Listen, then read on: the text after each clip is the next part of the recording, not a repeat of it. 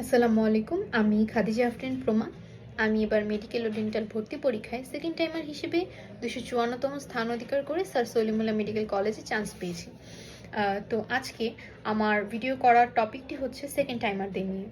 ইতিমধ্যে যেহেতু এএফএমসির পরীক্ষা শেষ হয়ে গেছে, জেইউর পরীক্ষা শেষ হয়ে গেছে এবং ঢাবির ক ইউনিটের পরীক্ষা শেষ হয়ে গেছে, আমার মনে হয় এই বিষয়টা নিয়ে এবার কথা বলা জরুরি।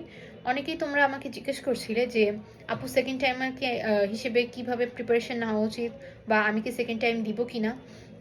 এই সকল কিছু নিয়ে আজকে আমি তোমাদেরকে চেষ্টা করব একটি সংক্ষিপ্ত এবং ছোট গাইডলাইনমূলক ভিডিও দেওয়ার জন্য, যাতে করে তোমাদের এই ব্যাপারে ধারণাটা স্পষ্ট হয়। তো সেকেন্ড টাইম নিয়ে আসলে অনেকেরই হচ্ছে গিয়ে বিরূপ একটা ধারণা থাকে যে সেকেন্ড টাইমাররা বেশি সময় পায় এবং এই সময় হয়তো সব পড়া শেষ হয়ে যাবে, কমপ্লিট হয়ে যাবে এবং তারাই বেশি সিট নিয়ে নেবে, এরকম একটা অবস্থা। অনেকের এরকম মনোভাব থাকে। তো আমি আসলে বলতে চাই যে সেকেন্ড টাইমারদের কিন্তু অলরেডি 3 কাটা হয়ে যায়, তারা যা পায় তার থেকে কিন্তু 3 কাটা অলরেডি চলে যায়। এবং সেকেন্ড টাইম অনেকে মনে করে যে এই লং একটা জার্নি বুঝি খুবই সহজ এবং সারাটা সময় হয়তো পড়া যায় এই সেই। তো এরকম আসলে কিছু না। তুমি যখন এই জার্নিটা শুরু করবে, তুমি আস্তে আস্তে রিয়ালিটির সাথে একটা বিরলভাবে একদম ভীষণভাবে একটা ক্র্যাশ খাবে যে সেকেন্ড টাইমারদের এই লং জার্নিতে তারা কি কি ফেস করে। কনস্ট্যান্ট ব্রেকডাউনস, মেন্টাল একটা প্রেশার, প্যানিকস এবং খুবই দুশ্চিন্তা যে এত বড় একটা জার্নি, এত আমি শুরু করেছি, আমি কি শেষ করতে পারবো কিনা, রেজাল্ট কি হবে এই সে। তো এ সকল কিছু নিয়ে আমি আজকে চেষ্টা করব যে তোমাদের একটা ধারণা দেওয়ার জন্য। তো প্রথমে আমি বলছি যে অনেকে আমাকে জিজ্ঞেস করছিল আপু আমি কি সেকেন্ড টাইম আবার দিব কিনা, বা সেকেন্ড টাইম আমার দেওয়া উচিত হবে কিনা। তো আমি এটা নিয়ে বলতে চাই যে এর পিছনে আসলে দুইভাবে ভাবা যায়। প্রথমত আবেগ দিয়ে। ধরো তুমি ছোটবেলা থেকে এরকম স্বপ্ন দেখেছো যে তুমি সরকারি একটা ভালো মেডিকেল কলেজে পড়াশোনা করবে এবং সেখান থেকে এমবিবিএস ডিগ্রি নিয়ে বের হবা, সেক্ষেত্রে আবেগ কাজ করবে। পাশাপাশি যদি আমি একটু প্র্যাকটিক্যালি চিন্তা করি যে এবছর যারা মেডিকেল ভর্তি পরীক্ষা দিয়েছে, ডেন্টাল ভর্তি পরীক্ষা যেহেতু একসাথে হয়েছে, তো এবছর যারা এই পরীক্ষাটা দিয়েছে তাদের কিন্তু অলরেডি একটা ভীষণ ভালোই একটা অভিজ্ঞতা হয়েছে। পরীক্ষার অভিজ্ঞতা তো তোমরা পেয়েছোই, পাশাপাশি প্রিপারেশনও নিয়েছো যেহেতু। তো তোমাদের এই অভিজ্ঞতাটা হয়েছে যে এটার প্রিপারেশনটা কেমন, পরীক্ষা দিলে কীরকম অনুভূতি হয়, এ সকল কিছু নিয়ে। তো এখন তোমরা, আমার পরামর্শ হচ্ছে তোমরা এখন হচ্ছে গিয়ে একটু পড়ার টেবিলে বসো এবং চিন্তা করো যে তুমি কি এই লং জার্নিটায় তোমার কনসিস্টেন্সি মেনটেন করতে পারবা কিনা, তুমি রেগুলার তোমার পড়া শেষ করে ফেলতে পারবা কিনা, তুমি তোমার রেগুলারিটি মেনটেন করতে পারবা কিনা। এবং এই পুরো জার্নিটার মধ্যে যখন তুমি ভেঙে পড়বা, তোমার এরকম হবেই, অবশ্যই হবে যে তুমি মাঝখান দিয়ে এরকম মনে হচ্ছে যে আমি আর পারছি না, বা আমার দ্বারা হবে না, আমি ছেড়ে দিই, আমি অন্য কোথাও ভর্তি হয়ে যাই। তো এই পুরো জার্নিটার মধ্যে তুমি অটল হয়ে থাকতে পারবা কিনা, তুমি নিজের সাথে নিজেকে আগে প্রশ্ন করো এবং সেই প্রশ্নের উত্তর খুঁজো। এবার তুমি যখন উত্তরটা পেয়ে যাবে, তুমি যদি সেকেন্ড টাইম আবার দেওয়ার সিদ্ধান্ত নাও, আমার পরামর্শ হচ্ছে তুমি বসে হচ্ছে গিয়ে যারা এবার চান্স পেয়েছে তাদের প্রিপারেশনটা সম্পর্কে জানো। যারা এবার সেকেন্ড টাইম হিসেবেও চান্স পেয়েছে বা ফার্স্ট টাইম হিসেবে চান্স পেয়েছে তাদের প্রিপারেশনটা সম্পর্কে জানো এবং নোট ডাউন করো। এবং তোমার যে ভুলগুলো এবার তুমি খুঁজে পেয়েছো, তুমি সেটা নোট ডাউন করো। তোমার হয়তো প্র্যাকটিসে অভাব ছিল, তোমার হয়তো রিভিশন কম দেওয়া হয়েছে, তুমি হয়তো নেগেটিভ মার্কিং অনেক পেতে, সেজন্য তোমার চান্স মিস হয়েছে।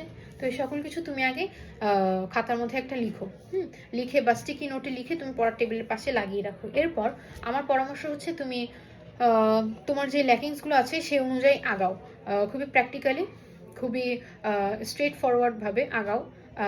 তুমি চাইলে এখন যেহেতু লং একটা সময় আছে, তুমি চাইলে কোনো ভালো একটা ক্লাস করতে পারো। যদি তোমার বেসিকের সমস্যা থাকে, যদি তোমার থিওরি ইনকমপ্লিট থাকে, তাহলে তুমি আগে সেটা কভার করো। এবং সেকেন্ড টাইম হিসেবে আমি মনে করি যে আমাকে যতটা না ক্লাস করা বা মেন বই পড়া তো অবশ্যই, মানে ক্লাস করা বা রিডিং পড়া থেকে আমাকে সবচেয়ে বেশি হেল্প করেছে হচ্ছে কি রেগুলার পরীক্ষা দেওয়া এবং প্র্যাকটিস করা, বেশি বেশি প্র্যাকটিস করা। এটা যে কোনো প্র্যাকটিস হতে পারে, অনুশীলনের বই প্র্যাকটিস করা হতে পারে, বা পূর্ববর্তী বছরগুলোর প্রশ্ন, বা হচ্ছে কি এভাবে এক্সট্রা রাইটারের যে প্রশ্নগুলো সেগুলো প্র্যাকটিস করা হতে পারে।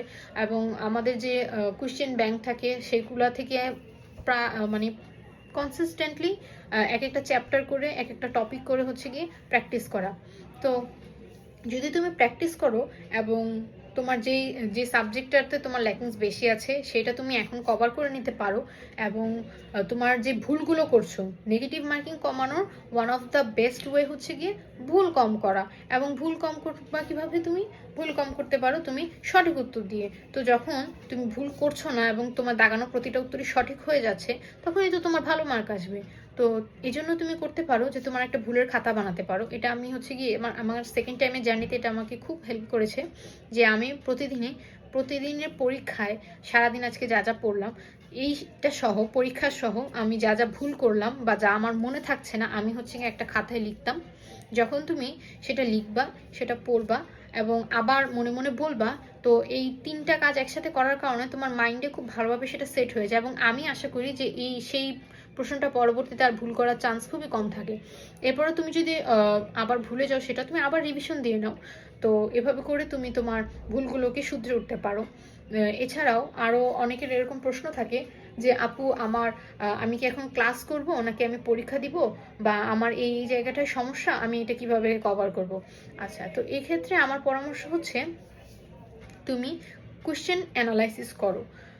তুমি পূর্ববর্তী বছরের কোশ্চেনগুলো যাও এবং এক্সপ্লেনেশন সহ দেখো যে তা সেই কোশ্চেন করার ধারাটা কীরকম ছিল। অপশন সহ দেখো, কেননা সেই অপশনগুলো থেকেও কিন্তু সেই টপিক থেকেও কিন্তু আবার প্রশ্ন আসে। তো তুমি সেটা করতে পারো। এবং এছাড়াও তোমাদের যদি আরও কোনো সমস্যা থাকে, যে আপু আমি এই জায়গাটা বুঝতে পারছি না বা আমার এখন কি করা উচিত, তুমি নির্দ্বিধায় আমাকে ইনবক্স করতে পারো। আমি চেষ্টা করব সবসময় তোমাদের পাশে থাকার জন্য। সেকেন্ড টাইমারদের যে কোনো ধরনের সমস্যা তুমি আমাকে নির্দ্বিধায় বলতে পারো। আমি চেষ্টা করব তোমাদের সেই সকল প্রশ্নের উত্তর দেওয়ার জন্য। ধন্যবাদ।